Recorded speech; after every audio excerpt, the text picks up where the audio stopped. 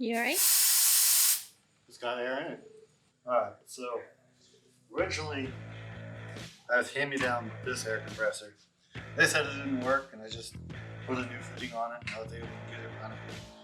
Although the last time I tried to use it, the valve, even though I closed it, wasn't holding air or something. It wasn't pumping, but aside from that, it's got its own problems.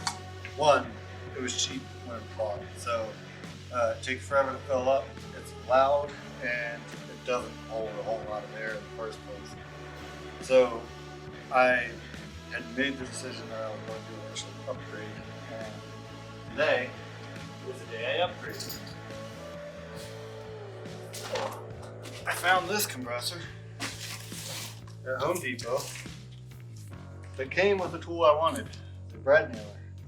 So it was only $170, which was on sale recently because this was originally $230. So there's probably a chance that they're releasing a new model of this or whatever that might be quieter or have a bigger capacity, but 6 gallons seems to be a pretty standard capacity. And it runs all the tools you'd expect it to use. Apparently it's got the capacity to run like up to 3 brad nailers or 1 framing nailer and 1 floor nailer. Decent length hose, probably about 6 foot. Comes with an instruction manual and the unit itself is known as a pancake compressor. It's got the big fat body to it. It holds 6 gallons of air, which is 3 times the amount that held. And it's also supposed to be rated at 75 decibels, so hopefully it will be a little quieter too. On all air compressors, they have a drain valve so that the air inside doesn't condensate, or if it does, it'll release that condensation when you open the air valve. You're supposed to empty these things daily, so if you're going to do work like I am, you're going to wake up, get out here, close that valve, turn it on in the morning, and let it run until it fills up, and then you should be pretty good for the day. Over the course of the day, it'll self-fill as it needs to in order to maintain your work rate. Alright, let's see how loud this one is. What if the valve's closed?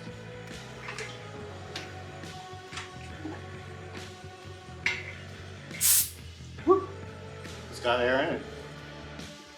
I'm gonna read the gauge. It says 0 psi, but it had air in it. So I guess they maintain a little bit of pressure when they pack the thing as like a test to see if it holds air.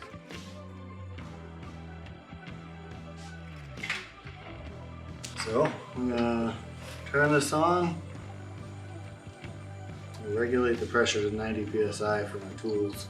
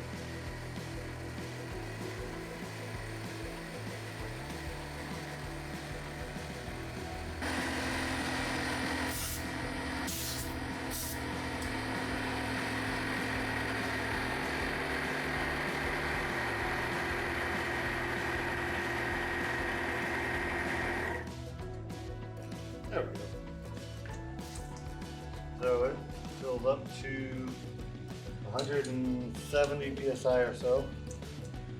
Oh, it looks like it's specifically mentioned it. 165 psi, so that's what it fills up to. And you have your air tool set. Okay, so they want 90 psi max on this tool, so there we go. I could sit there and hold this down. I wouldn't be able to do this earlier. If I did this, the tank would immediately turn on with the smaller one. So, clean my shop with this. Or my chairs.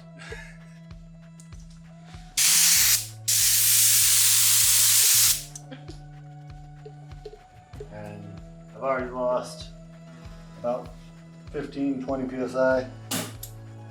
But, more excitingly, I've got an air tool. Now, I need to get some machine oil for this because I totally forgot to pick some up, but it's generally a good idea to oil your tools regularly. They should come a little bit pre-oiled, but with the nails I got, which are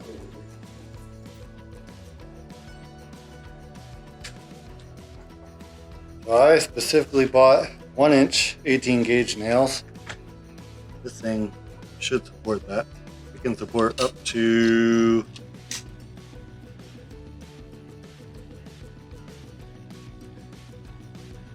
from a 5/8 inch to a 2 1/8 inch, anywhere between 16 and 54 millimeters. So this one's technically 25 millimeters. I believe I just slide them in just like that. You want them to fit in that rail, and when you close in on it, ready to fire. So hang it up for a second so that I can get a couple of pieces of material from over here.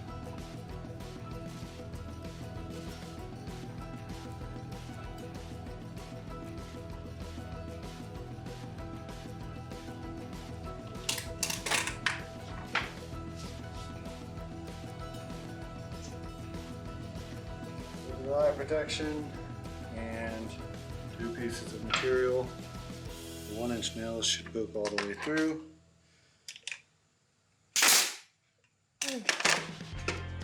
And there it goes. So normally you would want several of those holding it all together, but you can see that it just barely went below the surface, which is what I wanted. But you can control the depth gauge here. So you can see if you twist it to this side, it does shallower, and if you go to the opposite end, it goes deeper. So let's go a little bit shallower and try that. I'm gonna offset it so I don't have the nail in the way. So that one almost perfectly flush with the surface. Problem is if you are working with materials like this and you decide to sand it, then you sand it right down to that and you have nothing to cover over.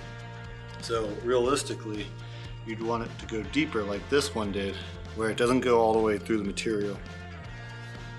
So I'll go back to the deeper setting. And you can see that one went in deep enough. You can sand over it. You can actually put some wood putty over it, and wood putty will harden and sand down just like wood, so you'll be able to paint over it, and more importantly, build lots of projects. A lot of times you won't just nail 2 boards together like this. More often you'll have an L shape and you'll be driving nails in that way. It's very important to keep your distance with your fingers so that you don't have a stray nail, because sometimes they like to come out the sides instead of going straight in. But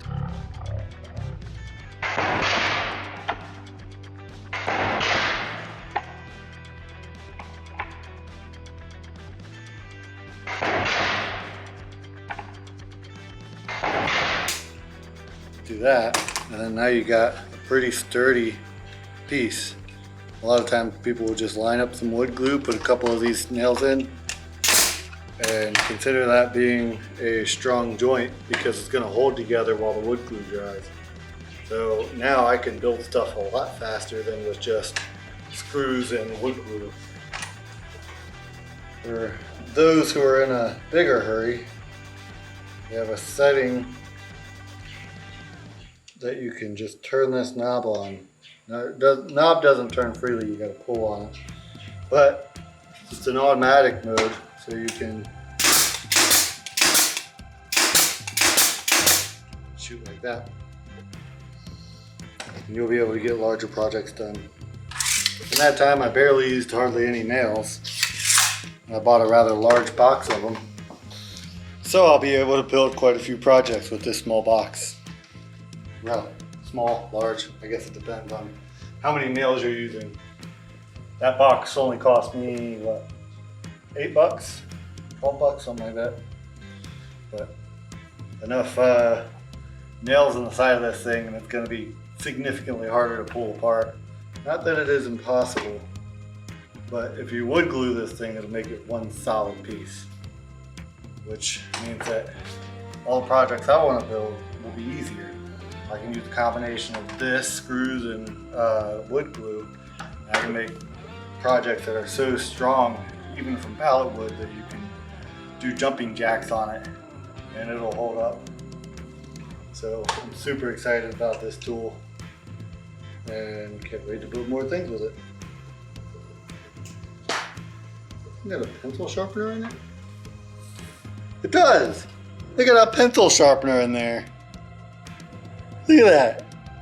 That's crazy. I only use a carpenter's pencil and a mechanical pencil, so I can't sharpen a pencil with it. But they got one.